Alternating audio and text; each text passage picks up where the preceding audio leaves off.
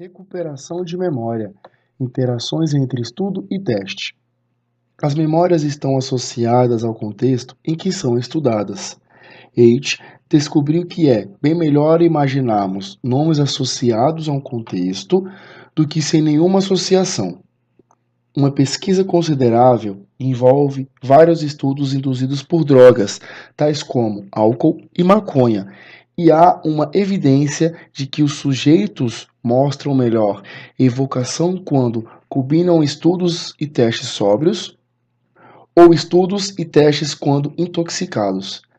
Mas não fiquem animadinhos, porque essa pesquisa também constatou que o aprendizado dos intoxicados é bem pior do que o aprendizado dos sóbrios. Caso esteja triste na hora da aprendizagem, evocará melhor a memória se na hora do teste também estiver com o mesmo sentimento. Quando estamos tristes, nos inclinamos a lembrar mais de coisas tristes e quando estamos alegres, idem. Por isso que os deprimidos vivem uma verdadeira bola de neve, pois os efeitos da congruência do humor para pacientes deprimidos aumentam as lembranças de eventos infelizes. Tulve articulou um princípio geral da memória, o princípio da especificação da codificação. Um exemplo simples desse princípio é a dificuldade em reconhecer pessoas com trajes diferentes dos quais estamos acostumados a encontrá-las. Estamos acostumados com o estilo, mas quando encontramos a mesma pessoa vestida de forma totalmente diferente, temos dificuldades em reconhecê-las. As memórias inferencial e reconstrutivas são processos pelos quais as pessoas tentam recriar por inferência ou dedução memórias a partir daquilo que conseguem lembrar.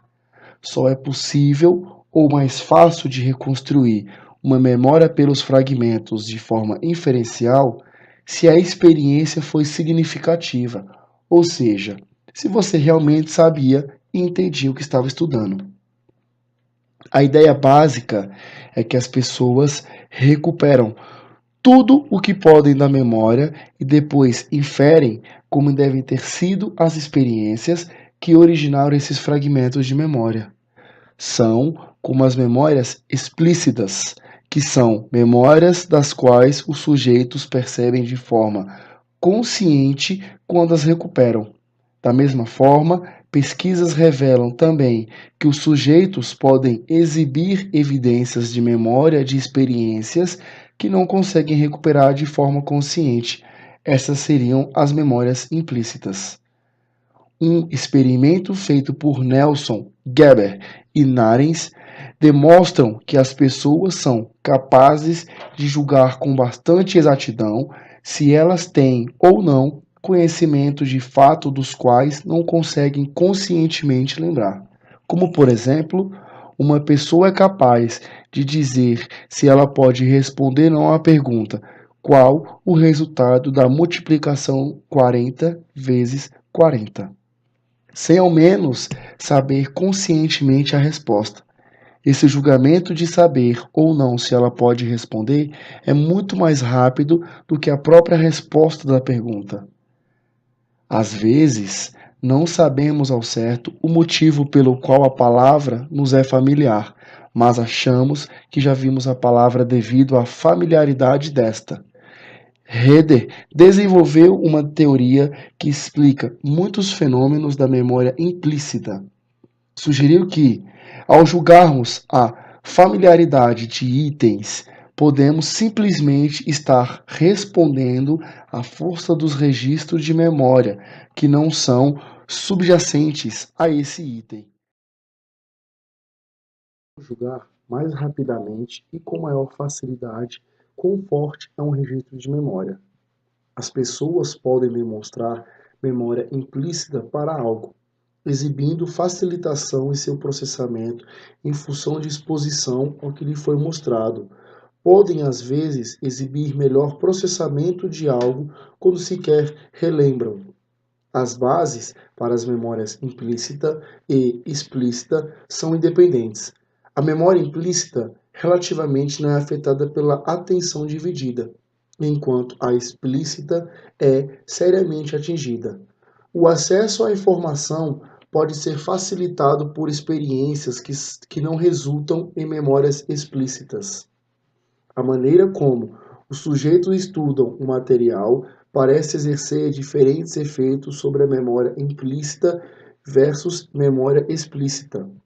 O processamento elaborativo ou processamento conceitual levam ao melhor desempenho no teste da capacidade dos sujeitos de reconhecerem conscientemente aquilo que estudaram. Os sujeitos não mostram qualquer vantagem de tal processamento em uma tarefa que só toca implicitamente nas suas memórias para tal tarefa. Edger e Glaston argumentaram que testes de memória implícita envolvem processos perceptivos, enquanto tarefas como a evocação explícita e a memória de reconhecimento são de natureza mais conceitual. O alto desempenho é obtido quando o tipo de teste combina com o tipo de processamento durante o estudo. O processamento elaborativo facilita a memória explícita, mas não a memória implícita. A amnésia refere-se à perda de memória e pode ser causada por diversos danos cerebrais. A amnésia retrógrada é a perda de memória para itens que ocorreram antes do dano cerebral. A amnésia antirógrada é a perda de capacidade de recordar itens que ocorreram após o dano cerebral, não aprende coisas novas.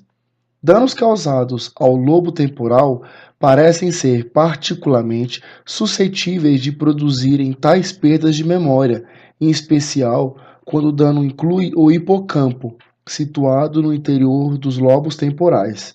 O hipocampo deve ser crítico na criação de memórias permanentes, as quais são armazenadas em outro local, provavelmente no córtex.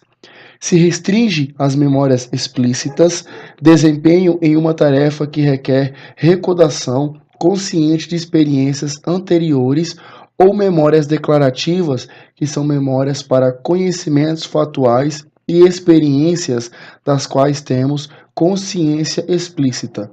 A pré-ativação é apenas um dos paradigmas nos quais os amnésicos exibem aprendizagem preservada.